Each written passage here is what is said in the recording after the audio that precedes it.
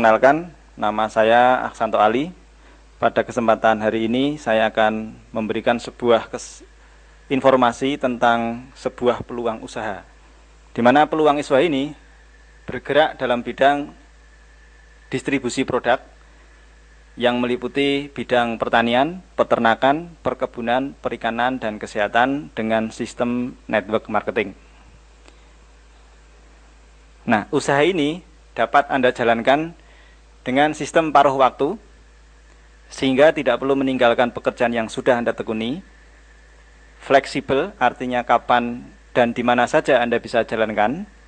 Tidak harus dengan menggunakan modal yang besar, sehingga resikonya sangat kecil, tetapi memberikan kesempatan untuk mendapatkan penghasilan yang tidak terbatas dan dapat diwariskan. Tapi sebelum saya menjelaskan, saya ingin bertanya kepada Anda, siapa di antara Anda yang masih menginginkan penghasilan tambahan? Bisa tunjuk jari.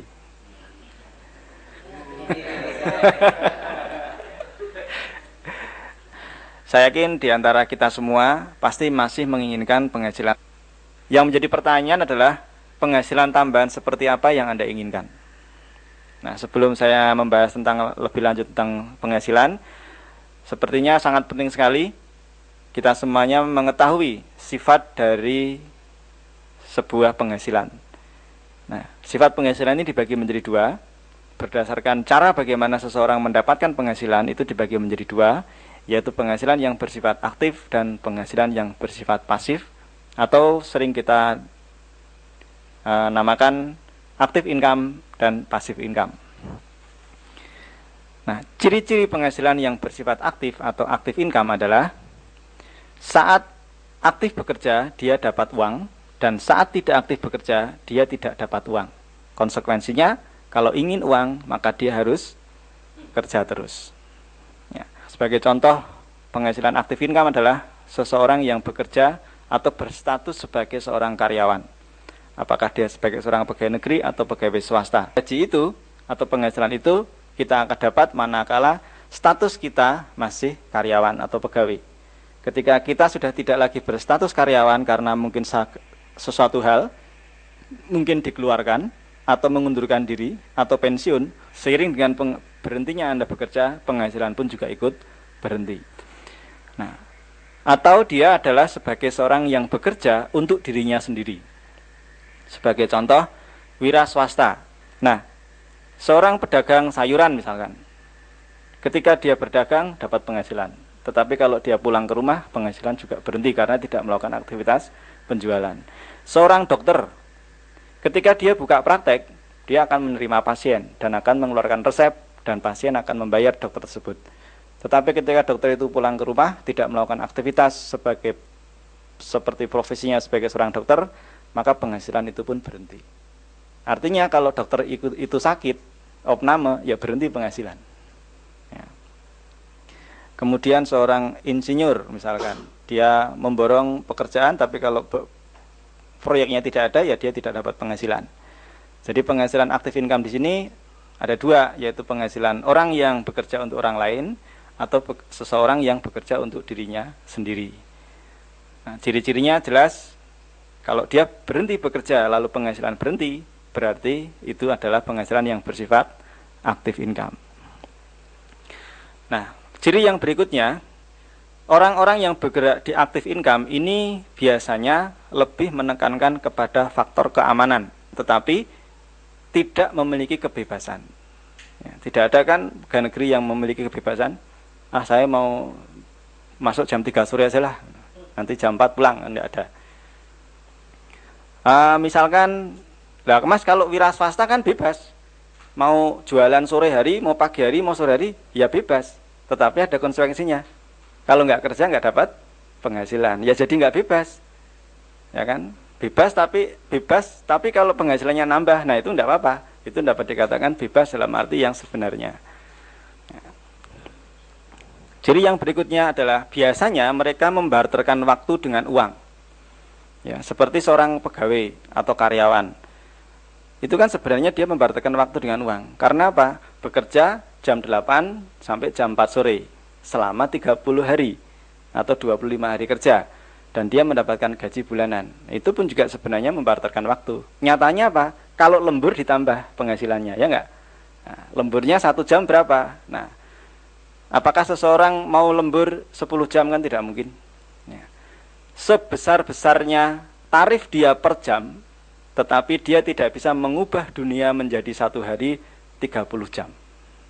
Yang namanya jam tetap 24 jam 1 hari. Otomatis dengan konsekuensi tersebut, maka penghasilannya jelas akan terbatas. Karena dia tidak mungkin menukarkan seluruh waktunya 24 jam itu ditukarkan dengan uang.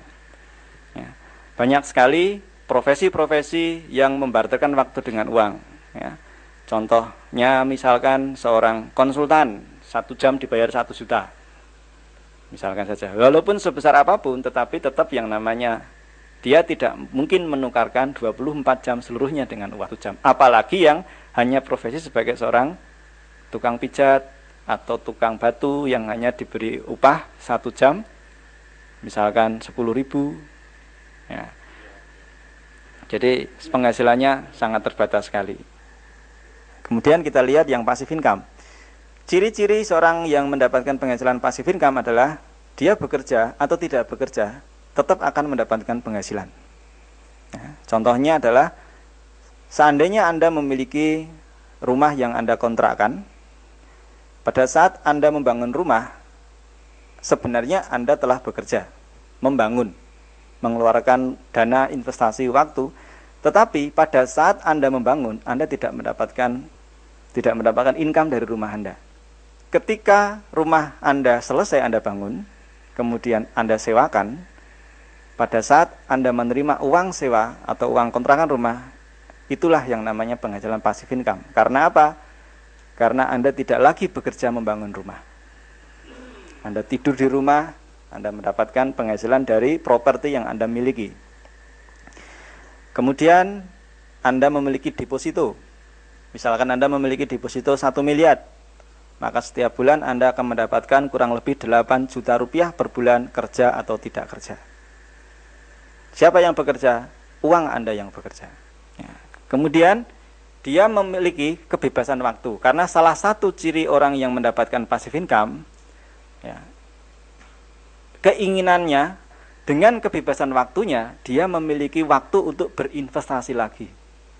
Nah, oleh karena itu biasanya, kecenderungannya, orang-orang kaya adalah orang-orang yang berada pada posisi passive income. Ya, tetapi kalau karyawan mau naik gaji saja harus menunggu kenaikan reguler atau kenaikan berkala, ya kan? Ya enggak? 2 tahun 25.000. Mau berusaha yang lainnya, tidak bebas. Dia lebih menekankan keamanan, tetapi tidak memiliki kebebasan. Nah, inilah ciri orang yang passive income. Nah, otomatis konsekuensi tadi yang telah saya ceritakan tadi apa? Penghasilan memang tidak terbatas karena dia lebih bisa mengoptimalkan, menginvestasikan waktunya. Dan sistem bekerja untuk Anda.